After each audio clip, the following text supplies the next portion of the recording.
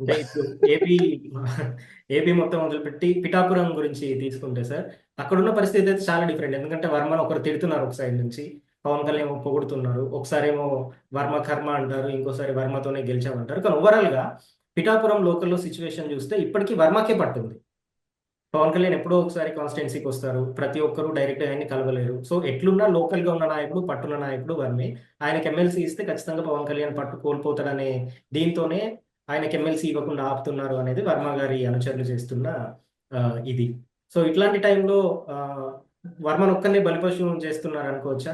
YCP వర్మను తీసుకోవడానికి try చేయట్లేదా? అతను hard core Telugu Desam. I don't think భావజాలం కూడా అడ్డుపడచ్చు. ఉమ్, ఒకసారి కొంతమంది ఇప్పుడు that's number one for me.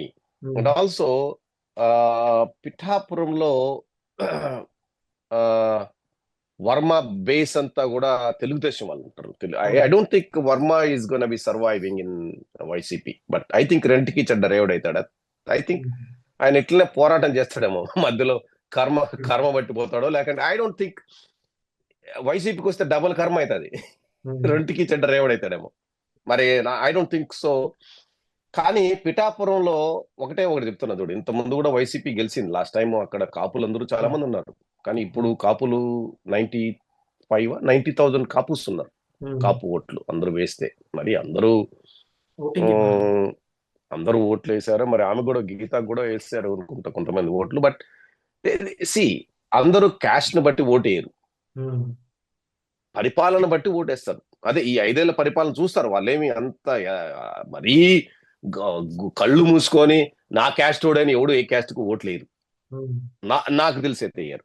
అట్లయితే అసలు జగన్మోహన్ రెడ్డి రెడ్డి క్యాస్ట్ కదా. అట్లయితే 151 రాకూడదు.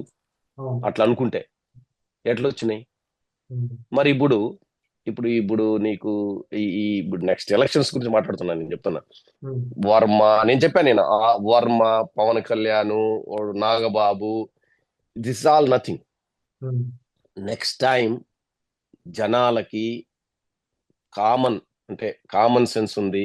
ఉమ్, వాళ్ళకి బేరీజు వేసుకుండే ఒక అందరికీ ఉంది. ఉమ్, కొంతమంది ఎవరో గుడ్డిగా వేసేవాళ్ళు, వైఎస్ఆర్సీపీ గుడ్డిగా వేసేవాళ్ళు, జనసేన గుడ్డిగా వేసేవాళ్ళు అనేది కొంత పర్సెంటేజ్ ఉంటారు. కానీ ఓవరాల్ గా జనాలు, ఒరే వద్దురా బాబు, ఇంతకు ముందు వాడే మేలు లేదు, ఈ ప్రభుత్వంలో అసలు ఘోరంగా జరిగిపోయింది, మాకు వేరే మార్పు కావాలని, మార్పు కోసం ఏ పార్టీ నెక్స్ట్ ముందు ఉంటుందో, అది ఏదైనా కావచ్చు, బీజేపీ కావచ్చు, వైఎస్ఆర్సీపీ కావచ్చు, ఏదైనా కావచ్చు ఆ టైంలో. ఉమ్, కానీ మార్పు అయితే మాత్రం కోరుకుంటారు. అప్పుడు వర్మ ఏముంది, ఉమ్, ప్రజల మార్పు కోరుకున్నప్పుడు వర్మ అనేవాడు కర్మ అనే, అదే ఇంకా లేదు, అయిపోయింది. నువ్వు అనుకోవచ్చు వాడు చూడు, వర్మ కావాలనుకుని ఇండిపెండెంట్ గానే గెలిచాడు వర్మ అనేవాడు. ఎందుకు? అవును. ప్రజల్లో మార్పు. మరి ఈసారి ఎందుకు మరి అతనికి వేశారు చూడు. ఇంతకు ముందు ఎందుకు వైఎస్ఆర్సీపీకి వేశారు? ఉమ్. ఓ, పిఠాపురంలో భయంకరమైన మేడ గెలిచింది కదా ఆమె, వంగా గీతను ఎవరు, ఐ డోంట్ నో, ఎవరో గెలిచారా ఇంతకు ముందు? వైఎస్ఆర్సీపీ అతనే కదా. ఉమ్. ఆ? ప్రజారాజ్యం పిఠాపురంలో గెలిచింది ఆవిడ. కాదు, మొన్న వైఎస్ఆర్సీపీ గెలిచింది కదా పిఠాపురంలో. గెలిచింది. వర్మ గెలిచాడు కదా. ఆ, ఆ? వర్మ తర్వాత వైసీపీ వచ్చింది సార్. వర్మ తర్వాత వైసీపీ వచ్చింది కదా, ఉమ్. ఇప్పుడు మళ్ళీ గెలిచినాడు కదా. మరి కూటమి చూడండి భాగంగా మరి పవన్ కళ్యాణ్. ఇందులో వాడికి వాడికి పట్టు ఉంది. పట్టు ఉందంటే కంటిన్యూస్ గా కావాలి మరి ఎమ్మెల్యే. ఉమ్. ఉమ్. ఇప్పుడు నాకు చూడు, కొన్ని వంగగీత కొన్ని తర్వాత. నియోజకవర్గాలు ఉంటాయి, కొంత ఉంటాయి. ఇప్పుడు కుప్పం, ఉమ్. పులివెందల, ఇట్లాంటి నియోజకవర్గాలు కంటిన్యూస్ గా నీకు ఇప్పుడు ఎక్కడ ఎన్ని గవర్నమెంట్లు మాడినా అట్లా కాదు కదా. అది పిఠాపురం అట్లేం కాదు, మరి వర్మ అంత తోడేం కాదు. ఉమ్. సో వర్మకేం అంత సీన్ లేదు. ఏమి, అఫ్ కోర్స్ ఆ ఏరియాలో అన్ని, అంటే వర్మ ఏదో ఒకసారి ఇండిపెండెంట్ గెలిచాడని ఉమ్. మళ్ళా మార్పులు, రాజకీయాలలో మార్పులు చేర్పులకు అతను కూడా లోన్ అయినాడు కదా. ఉమ్. అంటే గెలుపోవటంలో ఉన్నాడు. కానీ పార్టీ మారలేదు. పట్టుందంటే ఉందేమో మరి. క్షత్రియుడు అతను, ఏదో చంద్రబాబు నాయుడు చెప్పాడు, మన క్షత్రియులు మనం చాలా అతన్ని ఉదహరిస్తూ ఏదైనా, ఇప్పుడు కాదు ఎలక్షన్ల ముందు, క్షత్రియులకు మనం ఏదో ఒకటి చేయాలి, ఉమ్. వర్మ గారు మనకు త్యాగం చేశాడని చెప్పాడు, నాకు గుర్తుంది అది. మరి క్షత్రియులు ఎంతమంది ఉన్నారో, మరి ఎందుకు క్షత్రియులను ఉటంకించాడో. ఉమ్.